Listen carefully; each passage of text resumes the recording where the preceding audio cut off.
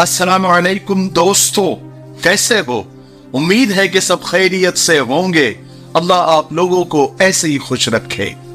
आज ये सवाल बार बार किया जा रहा है और हर एक के सामने ये सवाल खड़ा हुआ है कि 22 जनवरी को मुसलमान क्या करें।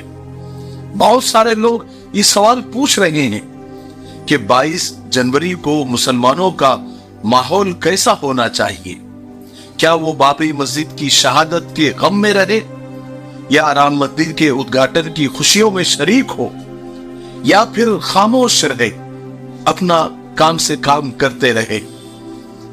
बहुत सारे लोग ये कह रहे हैं कि 22 जनवरी को मस्जिदों को आबाद करें, ईद उल फित्र जैसा माहौल बनाए, ज्यादा से ज्यादा नमाजें पढ़े, कुरान की तिलावत करे, जिक्र करे, अजाने दे, वगैरह वगैरह। मेरे भाइयों, थोड़ा सा आप गौर करेंगे तो आपको पता चलेगा कि पिछले कुछ सालों से मुल्क की एक बड़ी आबादी की जहन साजी की जा रही है, उनका ब्रेन वॉश किया जा रहा है और उनके दिमागों को, उनके जहनों को बुनियादी जो मुद्दे हैं, असल जिंदगी के जो मुद्दे हैं, जैसे रोटी, कपड़ा, मकान, रोजगार, महंगाई, डीजल, पेट्रोल की कीमतों से ध्यान हटाकर उन्हें सिर्फ बिजी रखा जा रहा है, उन्हें व्यस्त रखा जा रहा है, उन्हें सोचने का भी मौका नहीं दिया जा रहा है, वो गैप नहीं दिया जा रहा है, वो सोच ही नहीं पा रहे हैं। मेरे हिसाब से एक मुल्क की एक बड़ी आबादी को डैश डैश डैश बनाने की कोशिश की जा रही है। बड़े बड़े इवेंट में उन्हें व्यस्त रखा जा रहा है, बिजी रखा जा रहा है। अब देखो ना, स्वच्छ भारत का अभियान एक बड़ा इवेंट, कोरोना में थाली और ताली बजाने का अभियान, उसके अलावा योग दिवस, लव जिहाद, 3 तलाक और बहुत सारे अभी बाइकॉट मालदीव, यानी जनता को इतना बिजी रखा गया है इन इवेंट के चक्कर में कि जनता बुनियादी सवालों से ही हट गई, जैसे रोटी, कपड़ा, मकान, रोजगार, महंगाई वगैरह वगैरह। बेरोजगारी कितना बड़ा मुद्दा है। बहरहाल ये सब करते करते 2024 आ गया। 2024 में लोगों का ख्याल था, लोगों ने सोचा कि कुछ रोजगार पर बात होगी या फिर कुछ महंगाई पर बात करेंगे, लेकिन 2024 का आगाज ही, शुरुआत ही राम मंदिर के इफ्तिताह पर और प्राण प्रतिष्ठा के नाम पर शुरू हुआ। फिर लोग बिजी हो गए, इंगेज हो गए और मीडिया की अगर माने, गोदी मीडिया की अगर माने या दूसरी भी मीडिया की अगर माने, तो वो बता रहे कि ये इस सदी का बहुत बड़ा, बल्कि सबसे बड़ा इवेंट है और सबसे बड़ी उपलब्धि है। बहरहाल अब इसमें हम यानी मुसलमान खामखा परेशान है कि वो क्या करें। खामखा इस मसले में वो भी बिजी हो रहे हैं, ये अपने आप को बिजी कर रहे हैं और वो भी उसी चीज का शिकार हो रहे हैं जिसका शिकार एक बड़ी आबादी को किया जा रहा है। यानी पता नहीं मुसलमानों को हर एक की शादी में क्यों शरीक होना है।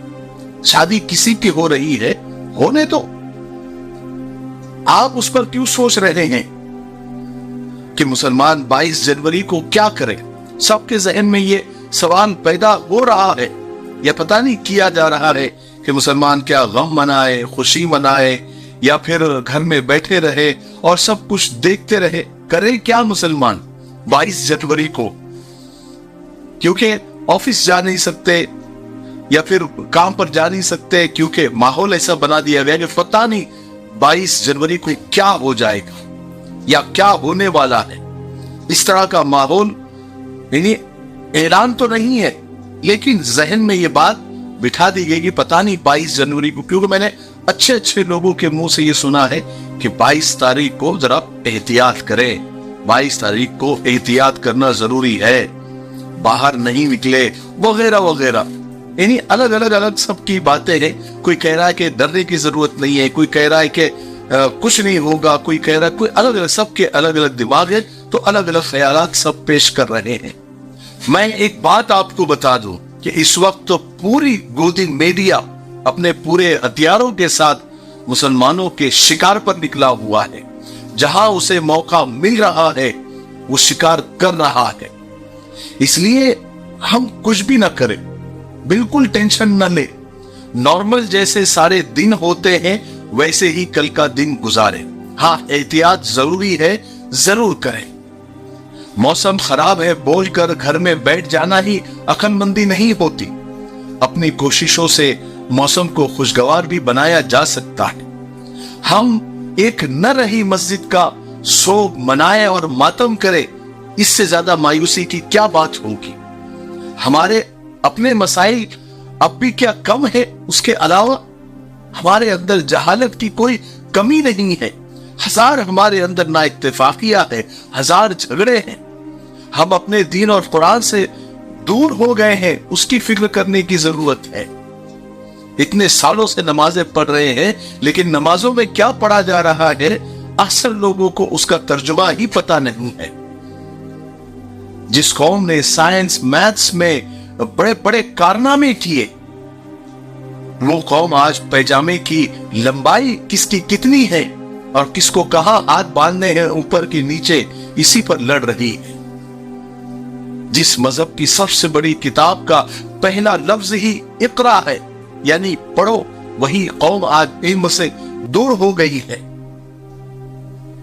ساری دنیا آگے جا رہی ہے اور مذہب اور دھرم کے نام پر ہم پیچھے کھینچے جا رہے ہیں. دنیا ترقی کی سیڑھیاں چڑھ رہی ہے اور ہم نیچے اتر رہے ہیں. اب تک ہم پرانی ہی لکیر پیتے جا رہے ہیں. اگر وہ قوم بزی ہے یا ان کو بزی رکھا جا رہا ہے, لیکن ہم تو خالی ہے.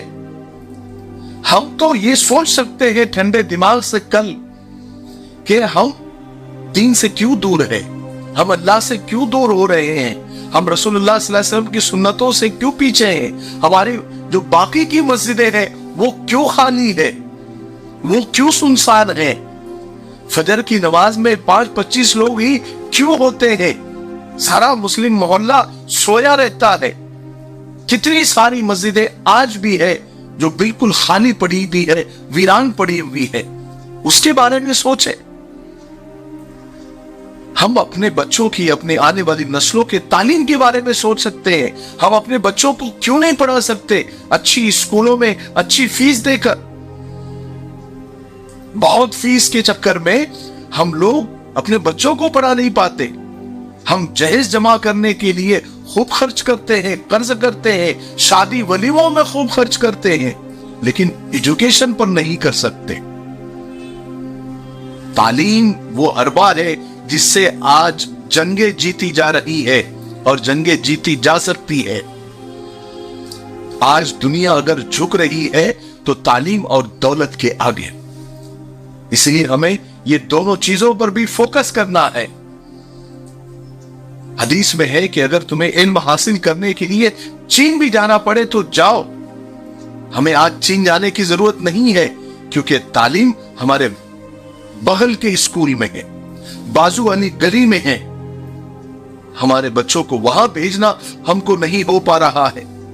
دیکھیے, بابری مسجد تو نہیں رہی, وہ تاریخ میں لکھ دی گئی ہے کہ ایک ظالم بھیڑ نے ظلم اور حکومت کے نشے میں اس کو شہید کر دیا تھا. لیکن آج بھی ہزاروں لاکھوں مسجدیں ہیں, آج بھی سینکڑوں مسجدیں ویران ہیں. اس کو آباد کرنے کی فکر کرو یا اس کو بچانے کی فکر کرو, اور وہ بچے گی تبھی جب وہ آباد رہے گی.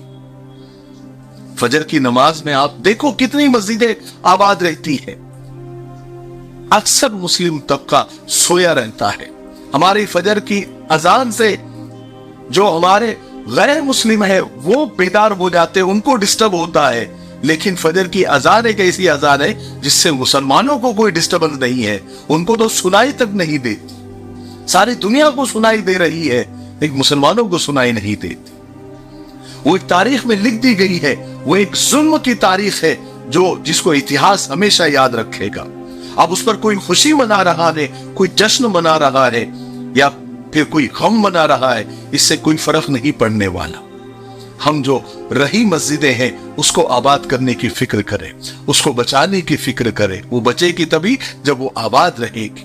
हम अपने बच्चों के तालीम की फिक्र करें, एजुकेशन की फिक्र करें, हलाल तरीके से पैसा कमाने की फिक्र करें, क्योंकि तालीम और दौलत ये सबसे इंपॉर्टेंट चीज है। इसको बढ़ाने की हम फिक्र करें।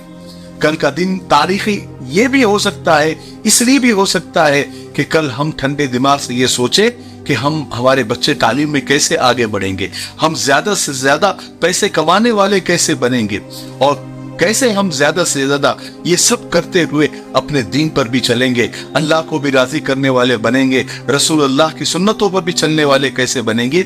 इसका प्लान हम कल घर में बैठ के करें और फिर परसों से इस काम पर हम लग जाएं।